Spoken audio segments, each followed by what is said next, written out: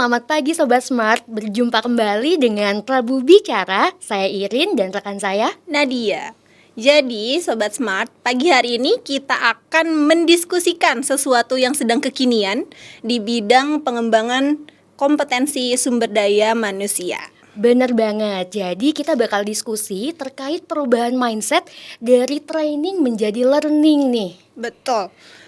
Pagi hari ini bersama kita sudah ada narasumber atau pakarnya, yaitu ada Dr. Dia Setia Utami SPKJ Mars, Wida Iswara Ahli Utama PPSDM BNN RI. Selamat pagi Ibu. Selamat pagi Mbak Irin, Mbak Nadia yang cantik-cantik. Selamat pagi Sobat Smart. Selamat pagi Ibu. Ya, Pagi. Ibu yang makin cantik justru ya. Iya. Alhamdulillah. Apa kabar nih Bu? Alhamdulillah baik-baik, tetap semangat ya di tahun baru ini. Kita awali dengan semangat untuk melakukan sesuatu yang terbaik dari kita. Wah, Ya, betul setuju sekali. sekali. Berarti sudah ada resolusi 2023 pastinya ya. Ada pasti. Pastinya sudah direncanakan ya. Sudah. Insya Allah bisa jalan sesuai dengan harapan. Amin. Nah, baik Ibu. Jadi gini Bu sebetulnya di beberapa instansi terutama yang membidangi di bidang pengembangan kompetensi, ini kita lagi ramai nih melakukan pergeseran, inovasi atau perubahan, terutama terkait dengan perubahan mindset dari training menjadi learning ini. Jadi kita semua dan Sobat Smart ingin tahu nih Bu, sebetulnya apa sih Bu yang dimaksud dengan training itu, learning itu seperti apa, dan letak perbedaannya itu di mana gitu ya Bu? Ya, jadi kita gambarkan training ya. Jadi orang tuh dulu kalau bilang kita harus meningkatkan kompetensi kita, keterampilan kita, ya, skill-skill tertentu seperti skill di bidang teknis, di bidang manajerial maupun bidang sosial kultural ya. Nah itu selalu bayangannya bahwa kita harus mengikuti training nih. Kita cari nih training yang terkait dengan teknis misalnya apa saja, training yang terkait dengan manajerial apa saja gitu ya. Dan bentuknya itu biasanya training yang ditawarkan oleh berbagai provider ya. Biasanya itu adalah dalam kelas gitu. Dalam kelas ya bentuknya klasikal, ya kita akan undangan dalam satu kelas misalnya ada 20 orang, 30 orang, kemudian ada fasilitatornya atau narasumbernya, kemudian kita diskusikan, diberikan materi. Ya bisa itu biasanya juga bisa ada one way communication atau ada yang juga modelnya fasilitator dengan two way communication ya. Dan semua itu tentu harus dibiayai berhari-hari gitu ya. Ya seperti sekolah yang informal lah. Jadi di dalam kelas ada guru ya, kemudian ada PR, ada segala macam lah yang modelnya kita benar-benar kayak belajar yang memang sudah terstruktur banget gitu. Nah itu training biasanya. Jadi sudah ada kurikulumnya dengan jelas dengan ini. Nah hanya selalu dilakukan biasanya yaitu dalam kelompok dan tatap muka. Nah itu tentu biayanya besar, ya biayanya besar, waktunya panjang ya dan juga memakan energi cukup banyak gitu. Nah dengan sekarang yang situasinya sudah berbeda, kita kan sudah memasuki era di mana ada revolusi industri 4.0 ya. Semua udah era digital. Ya apa harus seperti itu ya? Apakah kita harus menunggu dulu karena training itu terbatas. Ya dia hanya satu kelas bisa menerima sekian orang ya. Kalau satu angkatan pun juga tidak banyak gitu. Nggak akan selesai meningkatkan kompetensi itu. Nah, kita harus berubah mindset kita dengan bagaimana kita belajar. Tidak pelatihan, tapi belajar ya, tidak dilatih tapi belajar. Belajar itu gimana caranya? Ya, banyak caranya. Kita hidup kan semua dari belajar. Kalau kita lihat dari bayi, kita semua belajar kan? Belajar berdiri, belajar berjalan semua dan punya pengalaman-pengalaman tertentu. Nah, inilah yang kita sebut dengan learning. Jadi learning itu sesuatu yang belajar dan tidak harus pada satu situasi yang tadi terbatas kelas, ruangan pesertanya ya. Nah, tujuannya apa? Tujuannya bahwa kita supaya apapun, setiap pengalaman, setiap situasi dan kondisi itu menjadi pembelajaran buat kita. Nah, itulah kira-kira bedanya kalau training sama learning ya. Jadi kalau learning itu anytime, anywhere kita bisa melakukan learning. Kalau untuk pergeseran sendiri nih Bu, kan yang lagi hits banget itu pergeseran mindset katanya gitu ya Bu ya. Ini tuh maksudnya yang dimaksud dengan pergeseran mindsetnya ini berarti apakah kita harus melupakan training dan bergeser benar-benar 100% bergeser pada learning atau bagaimana Bu? Ya, ini memang perlu waktu ya. Jadi masih banyak teman-teman kita khususnya nih ya, yang ASN ya. Saya katakan ASN kenapa? Karena sudah dibentuk dari awalnya seperti itu. Yang namanya pelatihan itu ya tadi ya di ruangan di tempat tertentu ya, bahkan kadang-kadang mohon maaf nih di hotel mewah ya gitu yang harus berhari-hari ya. Bu. Dan itu kan juga hasilnya seperti apa? Apa kita yakin benar bahwa hasilnya itu juga akan benar-benar meningkatkan kompetensi sesuai harapan kita? Iya. Ya, karena belajar itu kan mempelajari sesuatu itu kan tidak bisa hanya kita batasi. Training ini selama 5 hari, training ini selama 7 hari. Nah, mindset itu harus kita buang bahwa belajar itu tidak pernah ada batas waktu. Ya, karena belajar itu ya tadi saya bilang anytime anywhere. Dimanapun kita harus belajar. Ya, jadi inilah mindset yang kita rubah. Jadi bagaimana kita meningkatkan kompetensi kita, meningkatkan skill kita ya. Dengan kalau istilah boleh saya sampaikan, istilah saya adalah bagaimana kita membuat orang itu pandai dengan low cost tapi high impact. Ya. Biayanya murah tapi dampaknya juga besar gitu. Bisa benar-benar membuat skill mereka sesuai dengan harapan atau sesuai dengan standar yang sudah ditentukan. Nah, itulah gambaran kita bahwa kita harus berubah mindset kita. Ya, kan nggak selalu negara tuh punya uang yang banyak betul. gitu kan ya. Nah, banyak caranya untuk kita melakukan belajar dengan tadi ya, dengan istilah learning. Nah, itu yang harus kita ubah. Nah, kalau kita bisa bayangkan bahwa dulu ya sebelum ada pandemi, jadi pandemi itu jangan dilihat hal yang negatifnya saja ya. Mana pernah kita yang namanya seminar itu dengan webinar, dengan Zoom ya. Kita kalau seminar workshop berbondong-bondong kita datang ke suatu ruangan, ke satu hotel, dapat makan siang ya, dapat gimmick juga gitu ya. Ada goodie bag-nya ya. Terus waktunya kita juga harus berhari-hari. Tapi coba sekarang kalau kita bilang kita mau ikut webinar, sehari itu kita bisa ikut 2-3 webinar barangkali ya. Itu dengan yang sudah terbentuk ya, jadi ada IT-nya ya yang sudah era digital. Itu salah satu perubahan mindset kita ya. Kalau kita dulu belajar, kita kuliah harus kita datang setiap hari ke kampus, sekarang nggak perlu kan ya. Pada satu saat tertentu saja yang kita sebut blended ya itu ya. Jadi ada tempat dia di mana bisa virtual tapi juga kita bisa ketemu secara tatap muka. Nah, ini pergeseran itulah. Jadi orang sekarang jangan tergantung saudara sudah paham tentang ini. Wah, saya belum pernah dapat training tentang itu. Nggak bisa lagi, itu mindset kita harus berubah ya. Saudara perlu tahu tentang apa? Saya perlu tahu tentang bagaimana meningkatkan rasa percaya diri saya. Nggak usah harus pelatihan peningkatan percaya diri. Tapi kita bisa lihat, kita buka aja lah itu namanya dari Google, dari YouTube, dari mana. Kita bisa learning dari situ ya. Tahu how to improve yourself gitu, bagaimana self confidence kita meningkat ya. Jadi itu salah satu bentuk ya dari caranya kita belajar gitu ya. Banyak lagi sih metode dan sebagainya. Iya, banyak banget ya ternyata Bu. Jadi pada intinya nih kita sebagai Sobat Smart atau ASN dan lain sebagainya semua yang ada di rumah, kalau misalnya mau belajar itu ya belajar aja gitu. Jangan menunggu untuk difasilitasi oleh negara, oleh instansi gitu ya Bu ya, intinya. Jadi kalau belajar aja, mau improve diri ya improve lah dirimu sendiri gitu ya. Gitu. Oh ya Bu, terus gini nih.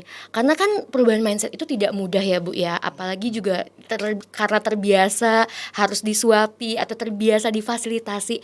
Menurut Ibu strategi apa nih yang bisa dilakukan oleh instansi pengembangan kompetensi ini gitu kepada teman-teman atau kepada para ASN-nya supaya si perubahan mindset ini sudah mulai muncul gitu Bu? Ya, sebenarnya sih kalau sekarang ini ya dengan sekarang banyak milenialis ya, para milenialis dan juga generasi Z ya, harusnya itu sudah bukan sesuatu yang apa-apa harus disuapin dan apa-apa harus harus difasilitasi gitu kan. Nah, bagaimana dulu kita pertama yang harus kita tahu adalah kita menyadari kita menyadari diri kita sendiri. Nggak ada lah orang yang merasa bahwa gue pokoknya paling oke deh, nggak ada deh yang lebih dari gue gitu ya. Pokoknya segala macam saya bisa, nggak ada. Ya, itu kita harus yakini dulu bahwa semua orang hidup sampai nanti ajal menjemput, itu semua orang belajar. Ya. Nah, itu yang pertama harus kita utamakan dari diri kita sendiri. Kita harus ada self awareness. Kita nih ada sadar diri kita, oh ya saya kurang paham nih kayak seperti ini. Nah, khususnya para ASN. Jadi sebenarnya itu belajar dari hal-hal yang pengalaman kita sehari-hari. Contoh misalnya gini. Kita misalnya diminta membuat suatu suatu program atau suatu tugas lah ya, tugas dari atasan kita. Kemudian kita merasa jangan terus, aduh saya nggak bisa nih karena saya nggak pernah tahu nih, gini saya belum pernah dilatih. Nah itu kita harus tahu, masa sih gue nggak bisa, masa sih saya nggak bisa, saya bisa, saya coba cari. Nah itu dia self learning kan, dia belajar cari tahu. Sekarang ini apa sih yang nggak terbuka? Semua kan terbuka.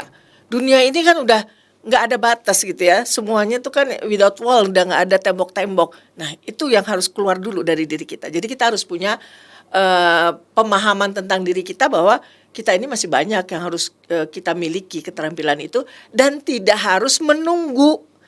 Nah ini yang jeleknya ya, bahwa orang kok mau disuapin sekarang. Kalau saya sih saya suka kerja dengan anak-anak milenial, walaupun saya adalah kelompok kolonial ya dan juga generasi Z, karena kalau kita ceting sekali aja, kita ibaratnya kita sentil gitu, dia pasti akan mencari, oh gini-gini cari, nggak usah tanya-tanya lagi gini, saya akan cari dulu.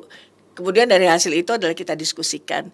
Nah ini yang harus kita pahami, bahwa semua orang harus memahami dirinya dan mengakui ada hal-hal yang memang dia harus belajar lebih banyak dengan kemampuan dirinya sendiri gitu. Berarti memang mau tidak mau itu harus muncul dari diri sendiri dulu ya Bu ya. Selain dari instansi mungkin bisa mendukung atau mendorong dengan program-program gitu ya Bu ya. Ya, tentu dari asalnya adalah motivasi dari diri sendiri. Harus bisa menyadari dulu ya kemampuan yang belum dimilikinya itu apa. Mau cari sendiri dulu ya Bu ya. Mau belajar dulu sendiri. Iya tuh Sobat Smart harus mau mencari informasi dulu ya, jangan maunya disuapin terus. Ya karena memang di tempat-tempat lain di mana-mana juga kalau memang mau belajar kita tinggal cari aja ya, tinggal searching aja. Webinar gratis juga udah banyak ya Bu ya. Betul. Nggak harus bayar. Iya kan, sekarang pokoknya udah ada linknya, udah kita buka. Pokoknya yang penting kita punya, oh ya kita butuh ini ya. Makanya saya bilang kan juga sekarang udah banyak yang di streaming di YouTube gitu kan. Kita cari Google apa sih ya, oh saya mau tahu tentang bagaimana menyusun arsip misalnya ya. Seorang yang dia belajar mau tahu bagaimana sih caranya menyusun sebuah arsiparis yang efektif, dia bisa cari kok gitu ya. Nah itu kalau kita menggunakan digital. Tapi kita juga bisa menggunakan teman-teman kita, situasi kantor ya, situasi tempat kerja sebagai tempat untuk kita learning. Ya, contohnya ketika kita menghadapi sesuatu, ada masalah gitu. Waduh, ini nggak jalan nih. Kenapa ya? Kok nggak bisa jalan gini? Yuk kita kumpul, kita diskusikan. Itu learning.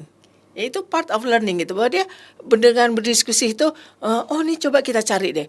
Pasti nih ada nih di textbook misalnya ya, atau di jurnal-jurnal. Coba kita cari di jurnal mana. Oh ini nih. Oh kayaknya caranya seperti ini. Kayaknya kita salah nih selama ini menerapkan strateginya. Ini kita harus bisa ganti. Itu learning gitu. Jadi banyak sekali cara kita belajar. Bahkan kita ketemu aja atasan kita gitu ya. Atau kita kemudian ketemu sepintas terus, Pak maaf Pak, saya tadi mau saya kemarin mengalami kesulitan di bidang ini. Coba mana gitu diskusi dengan atasan. Itu semua bentuk learning sebetulnya, karena tentu kan orang yang lebih tua yang mungkin sudah punya pengalaman dari kita, dia bisa membagi pengalamannya sehingga itu menjadi pembelajaran buat kita. Oh kita kalau menghadapi ini kita harus melakukan ini gitu. Jadi banyak cara dan banyak situasi yang membuat orang itu bisa belajar gitu, bisa learning. Berarti lingkungan kerja juga harus mendukung ya Bu ya. Misalnya didukung supaya mereka membuat kelompok-kelompok belajar, kelompok diskusi seperti itu ya Bu ya. Jadi banyak komunikasi dengan pimpinan, dengan rekan kerja juga nambah wawasan dari masing-masingnya gitu ya Bu ya.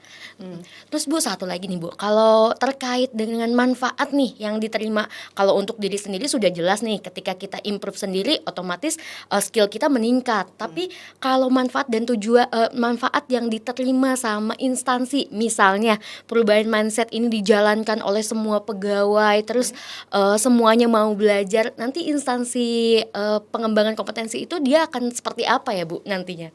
Ya, jadi kan kita kan semua tuh organisasi kan punya tujuan ya, dan kita juga namanya ada istilah namanya organisasi pembelajar ya, di mana kita bagian dari dalamnya. Jadi organisasi itu kan nggak mungkin stagnan seperti itu aja. Organisasi itu akan selalu berkembang ya, pada suatu tahapan tertentu berkembang. Kalau dia nggak mau berkembang, kayak contoh lah, sekarang itu semua pakai digital ya. Contoh lah misalnya sekarang ini dengan online gitu ya, dengan online ya. Toko-toko besar yang dia juga nggak bisa jualan online ya, orang dengan keterbatasan waktu dan sebagainya, lama-lama dia akan habis kan. Organisasi itu kan hilang gitu ya. Kalau saya bilang, kalau kita nggak mau berubah, kita bisa jadi dinosaurus ya, lama-lama punah gitu ya. Nah, itu juga dampaknya buat organisasi. Ketika para pekerjanya ya, para anggota organisasi tersebut mulai dari pimpinan sampai ke bawah ya, itu melakukan tadi learning itu, maka organisasi ini tuh akan bertumbuh.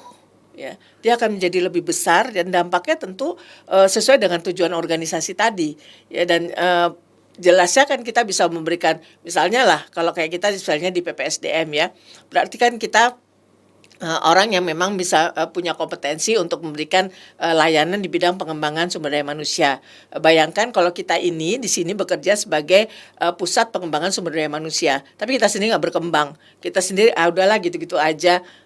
Berapa sih pegawai negeri? Nah, kalau udah dikait-kaitkan gitu susah itu ya. Iya. Karena kita kan nggak hanya bekerja itu hanya sebagai ASN, karena kita suatu saat juga bisa mengembangkan diri kita secara pribadi kan. Makanya selain dia juga bisa jadi dua hal ini tadi dari learning, selain dia bisa personal branding, dia juga bisa organizational branding ya. Dengan orang mampu contohnya misalnya Nadian tuh bidangnya ini gitu. Jadi kalau orang tahu, oh kamu butuh tanya tentang ini, ada tuh yang namanya Nadia di PPSDM. Orang akan membranding kita karena kita belajar terus dari hal yang memang sudah menjadi fokus kita ya. Jadi organisasi punya nama juga, kita sebagai personal juga kan kita punya nama karena tadi kita belajar terus, kita nggak mau udahlah segini aja yang cukup yang kita tahu. Enggak, karena namanya ilmu tuh selalu berkembang ya, semua hal-hal apapun itu pasti berkembang. Jadi itulah dampaknya, bisa organizational branding ya, jadi organisasi itu lebih terkenal lebih baik dalam pelayanan dan dalam menyampaikan semua hal-hal yang terkait dengan tujuan organisasi. Kita juga bisa personal branding, orang akan kenal kita adalah ahli di bidang itu gitu. Oke, iya karena memang branding tuh penting sekali ya Bu ya, baik buat diri sendiri sebagai personal dan juga untuk organisasi tentunya. Wah kalau PPSDM terkenal nih, pengembangan kompetisinya oke banget nih, terus Wah. pembina fungsi untuk wah mantap Wah, mantap banget ya Bu sekali. ya. Oke, berarti Ibu nih bisa kita simpulkan bahwa sebenarnya perubahan mindset di sini adalah bukan cuman kitanya saja yang bergerak berubah, tapi pola pikirnya kita juga. Dari yang tadinya kita stuck bahwa kalau mau meningkatkan kompetensi itu kita harus datang ke PPSDM gitu ya Bu, tapi kita ubah yang namanya peningkatan kompetensi itu nggak cuman kita datang ke PPSDM, tapi kita bisa cari sendiri. Bahkan itu sifatnya long lasting ya Bu ya. Dari kita bayi pun nih sampai nanti mungkin kita menutup usia, itu akan terus dilakukan ya Bu ya. Oke, jadi kayak gitu Sobat Smart. Yang dimaksud dengan perubahan apa tadi? Mindset dari Mindset. training Lupa. menjadi learning. Dari training menjadi learning. Nah baik deh Sobat Smart, sebagai penutup nih Bu, Ibu mungkin ada motivasi atau wejangan nih untuk saya, Nadia dan Iya, Bu, kita semua Sobat Ya. Smart.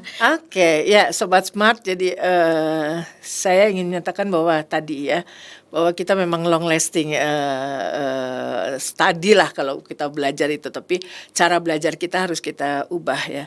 Jadi prinsipnya yang selalu saya ingatkan, tidak akan bisa ada orang lain merubah kita kecuali diri kita sendiri. Jadi kitalah yang harus berubah diri kita. Kalau kita tadi mau dikenal oleh orang, ya ayo kita tunjukkan bahwa kita memang perlu dikenal oleh orang, ya apapun kita, gitu ya. Karena semua orang tuh sudah punya, kok pasti sudah punya satu keterampilan, ya satu keahlian gitu. Cuman jangan pernah puas dengan apa yang sudah kita punya. Jadi jangan pernah berhenti untuk belajar. Setuju Setuju sekali Sobat Smart, memang belajar terus, belajar terus, belajar terus. Iya. Baik Sobat Smart, sepertinya diskusi kita pada pagi hari ini sampai sekian dulu. Kami ucapkan terima kasih kepada Budia atas waktunya dan juga ilmunya. Iya. Dan kami ucapkan terima kasih untuk Sobat Smart yang sudah mendengarkan podcast kita pagi hari ini. Sampai jumpa di minggu depan. Nambah ilmu, nambah wawasan di Rabu Bicara. Dadah.